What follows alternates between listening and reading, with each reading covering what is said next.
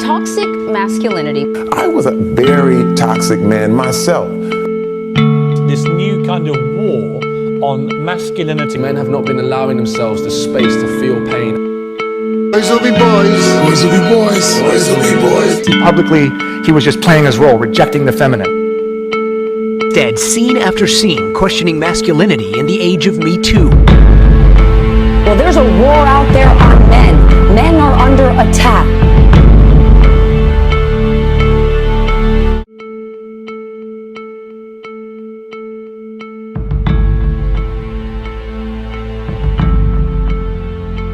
Over the past 9 months, I've been producing a documentary on toxic masculinity. Throughout this process, I began wondering what it takes to be a man. In my earlier years, being raised under a strong matriarch, it's my belief that I learned everything from them. How to be nurturing, sensitive, overly cautious, and domesticated. But I also possess toughness, dominance, and have an emotional guard up. But who defined masculinity? Greek mythology? The Roman Empire, or religion? So I began my search, and this is what I found.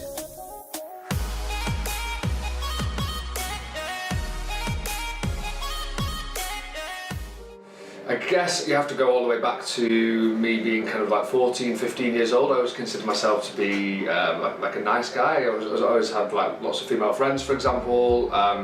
And then puberty was pretty hard on me. I ended up being too fat to play football, and because I went to that sort of school, I was just pushed straight into play rugby, and I really got kind of caught up in the rugby mentality.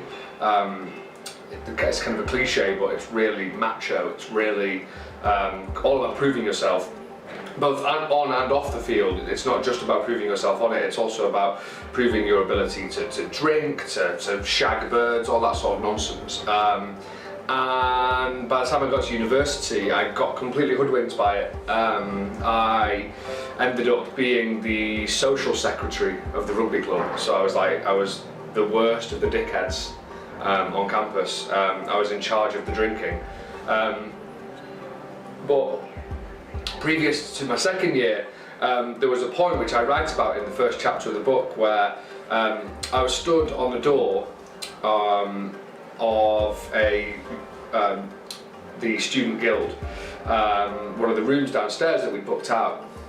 So I was on door duty, and I was told by the senior guys, because obviously when you're a fresher in those scenarios you are at the behest of whatever they tell you for some reason. I was told that if any bird, quote, would come into the room, I had to pour my drink on them. And I'd actually done it once before and felt no remorse for it, because there's this strange feeling that because you're being told to do something, you almost allow yourself to believe that you're not responsible for that behaviour. The older guys are responsible for it because they made you do it. Because if you didn't do it, it would be social suicide. You would be punished or you'd be kicked out of the club, whatever. And so I'd done it before and I didn't feel much remorse, but then this time I saw my friend Holly about to walk into this room. And so I turned to these guys and, not realising the ridiculous double standards of it, I said to them, like, you know, I shouldn't have to do this now because this is my friend. And they were just obviously encouraged by that. And so, you know, they made me do it. They didn't make me do it, but they told me that I had to do it. And so I mouthed sorry to her, and I, you know, covered her in drink, and she was dressed up for a mate's birthday party. That was it. I started to extricate myself from the club slowly. Fast forward about 4 or 5 years, and I'm stood at the altar in a church giving a eulogy for my dad, and feeling a sense of pride at the fact that I hadn't cried at his funeral, that I had held back my tears on what was the second saddest day of my life after the day that he'd actually died. And that was the point. Looking back now, there was a big turning point for me, because 3 months later, after the alcohol and cocaine clouds had parted from the crazy rampage that I went on afterwards, because I hadn't allowed myself to feel any emotions about it, I started to analyse how I got to that point where I could feel pride at the fact that I wasn't crying at my dad's funeral. I realized that being emotional is closely associated with vulnerability, and as a man, there is no room for weakness. I stumbled upon Michelle, who wrote the book Boys Do Cry, in which she chronicles the stories of 12 men who showed their emotions and redefined what it means to be a man. I did one book first, which was Uncaged: The Rise of the Badass, which was a book by women for women. It was released after Me Too, but I had the idea before Me Too that actually it's very relevant. So a lot of the stories were around women being abused and all these things happening in their younger lives. And then as that was about to be published, I remember thinking about my daughter, because, you know, we often hear about, like I said earlier, you know, we need to raise children with a voice, we need to raise children who are more sure of themselves, and I realised, well, how is that actually going to protect them? Because we can't control anything outside of ourselves. So we're still very much a culture of victim blaming, and we see that when we're looking at rape, for example. The first question is normally, oh, what were you wearing? That kind of thing. And the fact of the matter is, it doesn't matter what you're wearing or who you are or whether you're this really strong, confident person. If someone wants to hurt you, they will. And I realised that it doesn't matter how I'm raising my daughter, nothing is actually going to protect her, because the world is still full of very violent men. And I started thinking about my son and what kind of man that he would grow up to be, and then all of a sudden the idea for this book came, and I realised that men need a voice too, and men need to share their experiences, and also we really need to get to the crux. I think around that time as well was when we started hearing this stuff about, I think it was 81 or 82 men in the UK die each week from committing suicide. And I thought, you know, there's something here, we need to start talking about this. So I just came up with this idea of the book, and I just put it out on social media. And it was interesting because when I did the women's book, I had so many women come forward, and it did take a bit longer to get the men to come forward. Initially I wanted, I think, 20 men, and I got 11 in the end. But actually the guys that did come forward, they were very, very willing. And when we got on the phone to talk about it, they were very open, and I had just so much respect and admiration for them sharing their stories, being so vulnerable, even though they didn't know me, but they were just literally some of them pouring their heart out. So it all came together in the end, and I think there was one guy who was interested, and we were chatting over Facebook Messenger, and he was actually really triggered by my use of the word toxic masculinity and also patriarchy. So when he was sharing his version of why he thinks things are the way they are, it was exactly the same as my perspective, just worded differently, but he had a real issue with a woman having that perspective. So in the end he didn't want to do the book, which was probably a good thing. But generally it was very well received, and a lot of people are talking about it, which is the main thing. I think the issue with men, or actually both genders or however you'd identify, is thinking that you have to fit into a specific stereotype. That's when it becomes dangerous, because, you know, this isn't saying that if you're a really macho man that that's wrong, because some men are naturally that way and that's fine, but it's when you're a more soft, gentle man that feels shamed for that part of you but then tries to mould yourself into this macho man, that's when it's not healthy. So I don't think there's such thing as a bad trait or stereotype if it's authentic to you, if that's who you authentically are. But it's when it's inauthentic, and I see that is the real issue. So many men creating this inauthentic version of themselves to fit in to what they have been told is masculine and male. Because we'd have to be blind to not see what's going on around us. I mean, there's so much violence, there's so many marginalised groups that are still experiencing oppression and abuse on a daily basis. Mental health is at its pinnacle, you know, mental health in adults, particularly males. Even in young children, there's kids as young as 5 with eating disorders and self-harming, and I just don't feel we can bury our heads in the sand anymore. It's time to actually step up and start taking action. And I really feel a lot of this comes from the fact that when we are children, we are denied a voice. We are we're taught to emotionally suppress ourselves. so that when we become adults, we're what I consider to be an unhealthy version of an adult who doesn't have a voice, doesn't know their voice, doesn't really know themselves, and that's how it escalates into this mental health crisis that we're experiencing right now. People, men in particular, in fact only men, coming up to me afterwards and congratulating me for my eulogy. And I knew what they meant. I knew what they meant. They meant, well done on not breaking down and crying during it. That's what they meant. But, like I wrote, my dad, when he was dying, when he was losing all of his faculties, I lay sobbing on his lap and he tapped me on the head and said, no, don't cry. With his finger, he couldn't speak by that point, but I knew what he meant. And so for me, it was a source of pride, because it was like, it's what, Dad would be proud of me for not crying. I started to think about where I'd come from and all of the steps I'd taken along the way. And then I started to realise that if I could do that to myself, somebody who grew up with a very close-knit nuclear family, a really loving, caring dad and mum, great brothers, if that could happen to me, it must be happening to other guys too.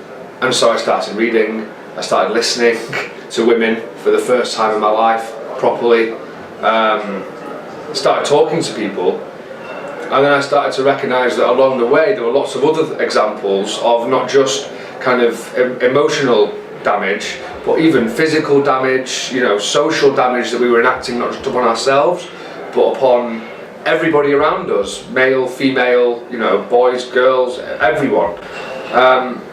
And so about 2016, mid-2016, Grayson Perry had a documentary come out on Channel 4 called All Man.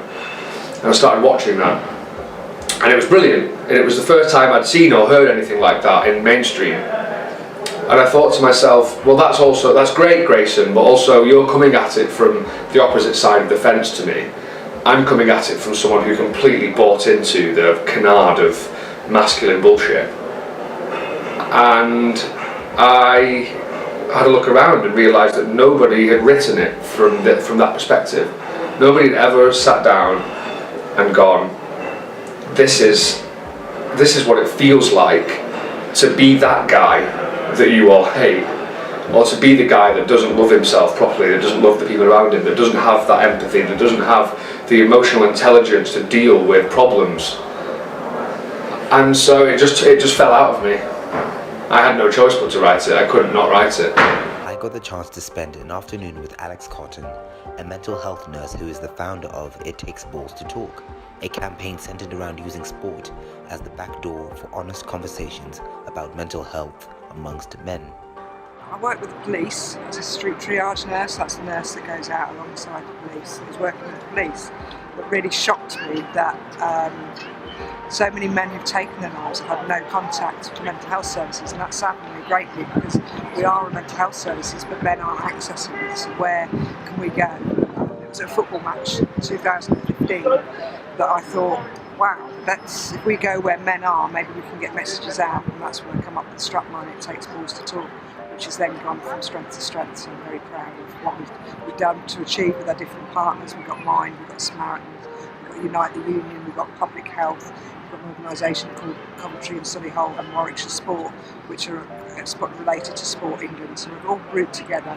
We've come to events like this just to encourage men to maybe speak out. And they might not be expecting it at rugby or football or cricket match, but that's what we need to go to where men are, because we know that they're difficult to reach because of the stigma of speaking out. I'd like to see It Takes Balls to Talk expand out to throughout the West Midlands in a national campaign. I'd like It Takes Balls to Talk to have a day like World Mental Health Day and World Mental Health Week during May, that people expect to see people in yellow t-shirts around the country, that they expect to see It Takes Balls to Talk at those events, and people know who they are, and people know that they can speak out and how they can then access support.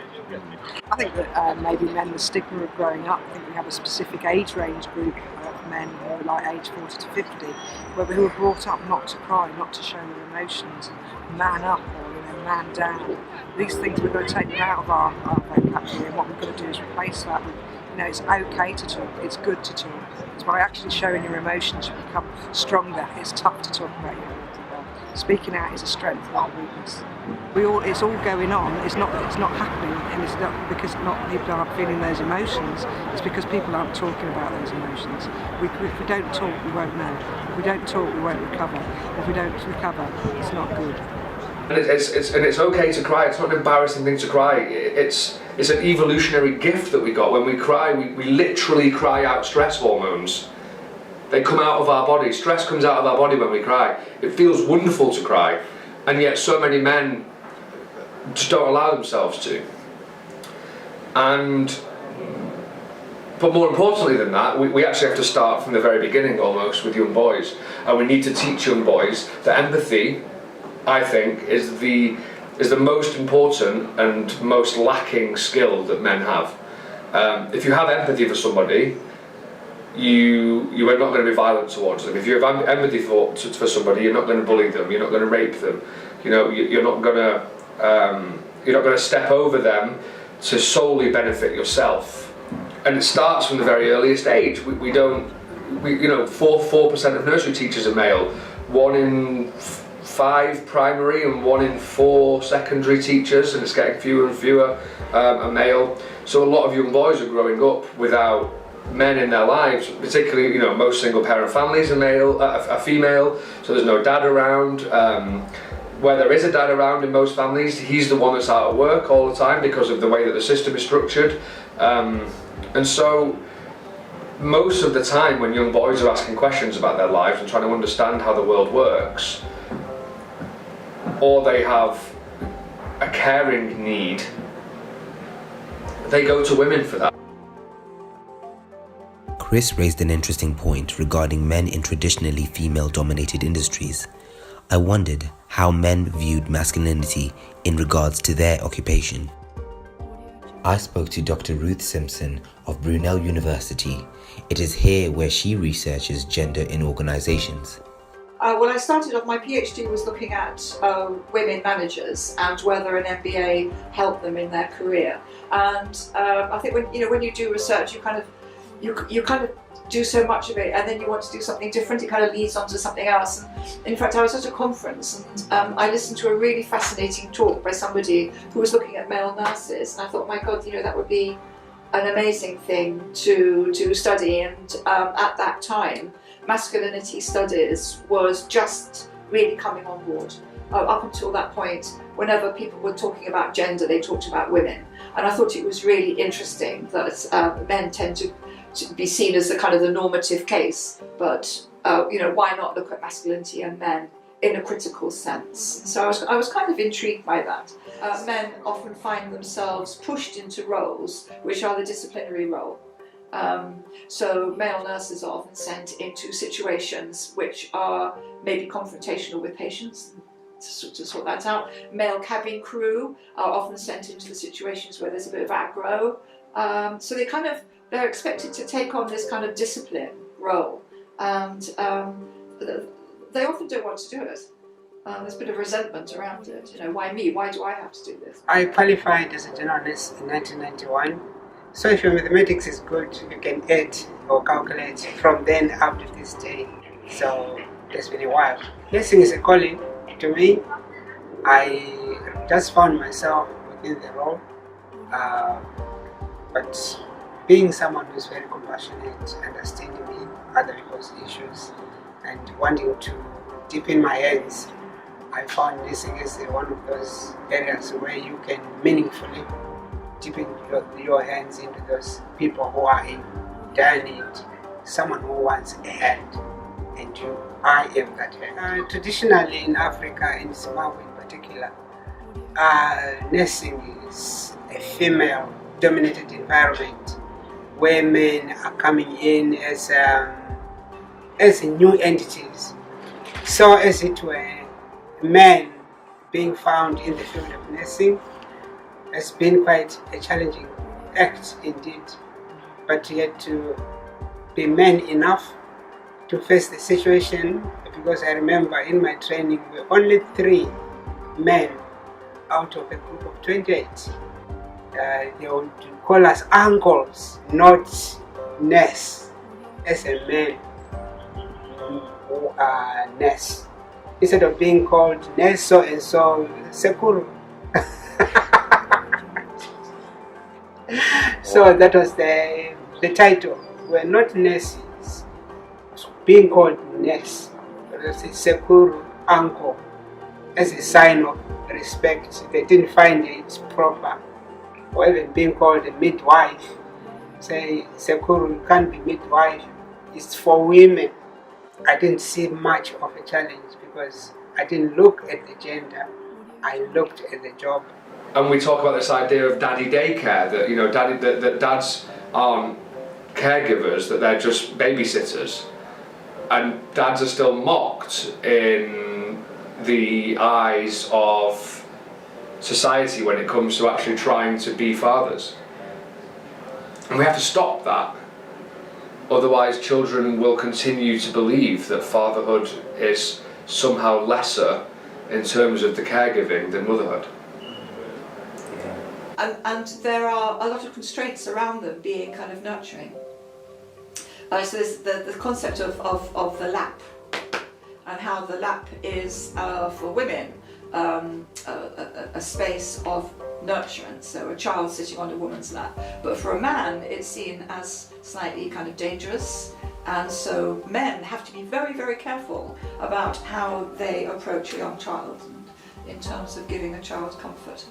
So their touch is seen as dangerous. It's kind of a sexualization of men's touch, which there isn't with women. Yes, but on the other hand, a lot of men actually do enjoy working in feminine spaces, and they have rejected the more kind of male-dominated arenas. They simply did. They never felt comfortable in them, and they quite like the feminine spaces. And a lot of men do femininity really well.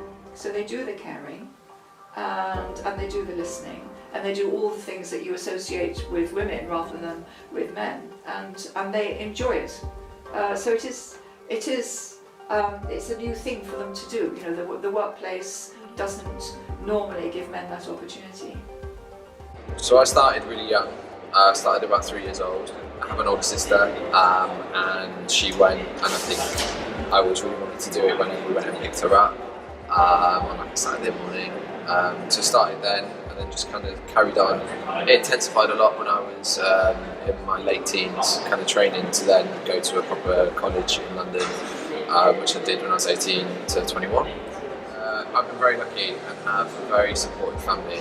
Right from the start, it was never an issue that I wanted to do this as a career or even as a hobby. When I was a kid, we used to go to theatre a lot, so it was kind of always a big part of our lives. So it was never a conversation that needed to be had of, oh, I want to do this, oh, we're not sure that we should because it's, you know, traditionally it's very female heavy. All of these kind of questions, they were never talked about in our house. You get people that overcompensate for being in an industry that's, I don't know, traditionally female, so kind of with guys that can't accept notes from women, or they can't, you know, they struggle with that aspect of it. Trying to assert their masculinity, maybe, it's few and far between. There's only been a couple of guys that I've worked with that have really struggled with that, and generally they've been a little bit older, so they've been kind of late 30s. Everyone that's kind of coming through now it's just never an issue.